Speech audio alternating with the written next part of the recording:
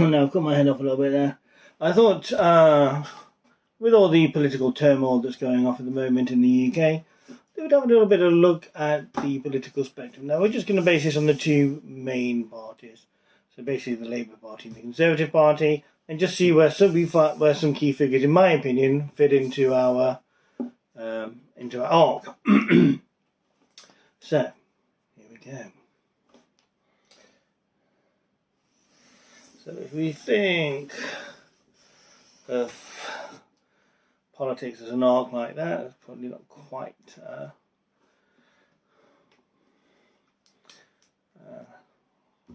right. So you have centre, you have left,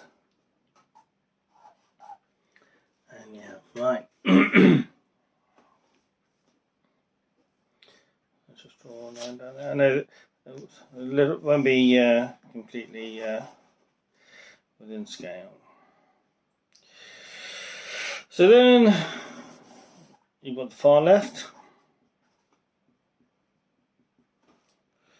You've got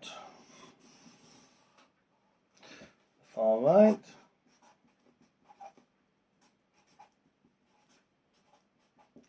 So what do we mean by that? Well, your far left is your hardline socialist groups like Momentum, people like Jeremy Corbyn, and then your far right is your sort of more hardline nationalist Christians.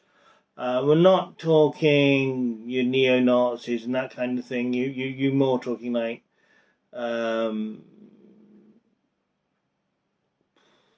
well, basically, you know, your hard Christianity, you know, anti-gay, anti-abortion, all that kind of crackpot bunch. So then you have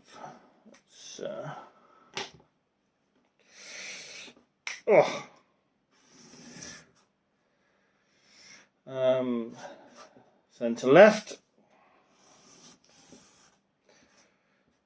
centre right.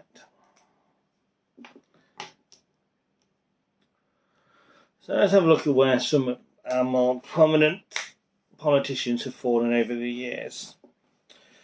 So if we go straight across here, and we've got Margaret Thatcher. She was definitely your hard right kind of politician. So who else have we had? We've had David Cameron. So he's probably just outside the far.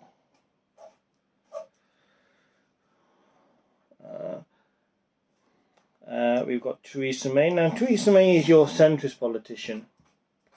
Which is why I'm surprised she didn't do better. And then you've got Boris Johnson, who is probably centre-right. So there's some of our key figures there and where I think they fit into our political spectrum. So let's have a look at the other side. So we've got Jeremy Corbyn. He is definitely far left. We've got Keir Starmer, who I would say is centre left. You've got Tony Blair, who is again pretty much a centrist and the sort of Labour equivalent of Theresa May. And then you've got Gordon Brown, who is slightly more left-leaning, but still to within the centre. So this is where I think people sort of fall within our political spectrum. So hopefully you'll be able to see that. Isn't it pretty? So then I suppose we should talk about our two current candidates for Prime Minister. So we've got Rishi Sunak, who's probably in the same position as Boris Johnson is. And then we've got Liz Truss, who is definitely in the far right group. So, in my opinion, if she wins, well, the country's in for a rough few years, and the Conservatives are going to have a much, much smaller majority. In fact, we will probably be looking at a hung parliament or a Labour victory, but I'm not sure that Keir Starmer has perhaps got the political power yet to get it over the line. And I think this is where the Conservative Party has played right into the Labour Party's hands, because they've recently been making everything about character as opposed to policy. If you listen to a lot of things that have been said, it's all been about character. And yeah, the Prime Minister has made definitely some errors in judgment. I'm not going to say that he hasn't.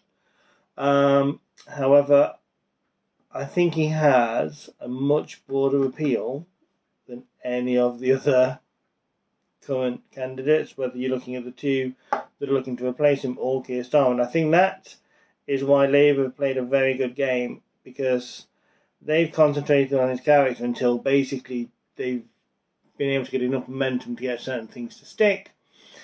That's then put pressure on him from the other MPs, and that's forced him out. However, if you look at some of the opinion polls that have been done, he still actually has quite a bit of popularity. It's only if you ask people in this section or this section, which are the sections that aren't going to win you an election, that want him gone. People in this section still quite like him. And that's where you're going to win an election. So it's going to be interesting to see what happens. I think if Rishi Sunak does win the leadership contest, I think the Conservative Party will stay in power, but with a much, much smaller majority. I think if Tusk wins, I don't think they've got a kind of house chance. It will be a minimum of a hung parliament. But there we go. But this is kind of our political landscape. I'm not going to talk too much about politics or anything in this video. I mean, I'm sure we will get to that in another one, because this is a series of things I want to do. But this can kind of gives you more like a visual effect of where things stand, or at least in my opinion, where things stand. I mean, things that surprised to me are that Theresa May didn't do as well electorally, and Boris Johnson did as well electorally. But he does seem to have that cross-party. He did seem to have that cross-party, to be liked across, quite a few by quite a few people. So it is interesting. If you'd like me to put any of the politicians in my little map, please drop a comment and I'll put them in where I see they may fit in. But I tell you what is interesting about this, because this is, like I say, this is a British political. If you change this to American politics, I'll just use you have to basically forget this entire side. Because American politics goes from here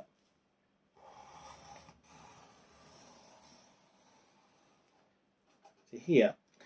Their centre is here. And this is your Republicans, and this is your Democrats.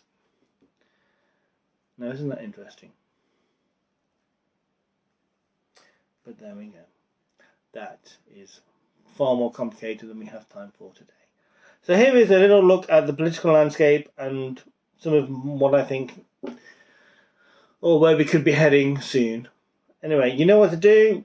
Thank you for stopping by, and there are plenty of more things I have planned. I just need to have the motivation to do them because, life gets in the way. So if you'd like me to put anyone else on my little colour chart, do let me know, and I'll catch you next time. Thank you for stopping by, and see you next time. Jet plane headed up to the sky, spread wings and the clouds getting